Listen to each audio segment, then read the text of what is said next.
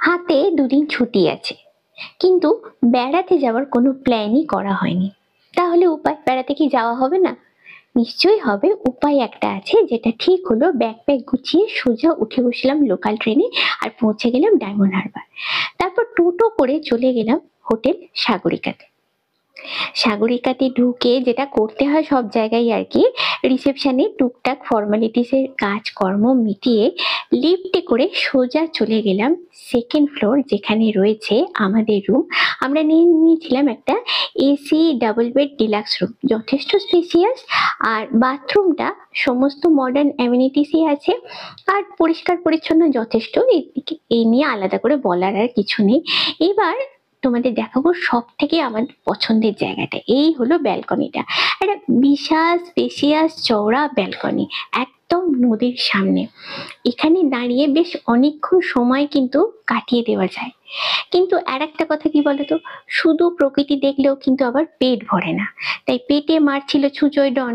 তাই চলে গেলাম লাঞ্চ করতে। লাঞ্চে নিয়ে নিয়েছিলাম ফিশ থালি, কোয়ান্টিটি যথেষ্টই ছিল। খাওয়া দাওয়ার পর বাঙালির ভীষণ প্রিয় যে জিনিসটা দিবা নিদ্রা, সেটা দিয়ে একটু বিকেলবেলায় বেরিয়ে পড়লাম চারপাশটা ঘুরে দেখতে। সন্ধ্যের চাটা নদীর ধারে বসেই দুজনে মিলে খেলাম, কারণ এই সুযোগটা আমাদের কলকাতাতে সচরাচর হয় না, তাই সুযোগ যখন পেয়েছি সদ্ব্যবহার করলাম। তারপরে সেখান থেকে চলে গেলাম ডায়মন্ড হারবার মার্কেট প্লেসে। যেহেতু উইকেন্ড ছিল, দেখলাম জায়গাটা একদম জমজমাট, যেরকম আমরা কলকাতা শহরে দেখি। আর এখানে রয়েছে প্রচুর প্রচুর ফাস্ট ফুডের দোকান, আর উইকেন্ড বলে লোকজন কিন্তু ফাটিয়ে এনজয় করছে আজকের ইভিনিংটা।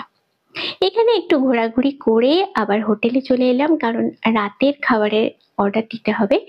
ডিনারে নিয়ে নিয়েছিলাম রুটি আর চিকেন কষা, গন্ধটা দারুণ বেরিয়েছিল। তারপর যেটা করলাম, একটু রুটি ছিঁড়ে নিয়ে চিকেনের গ্রেভিটা ভালো করে মাখিয়ে সোজা মুখে চালা নিলাম, ফাটাফাটি স্বাদ।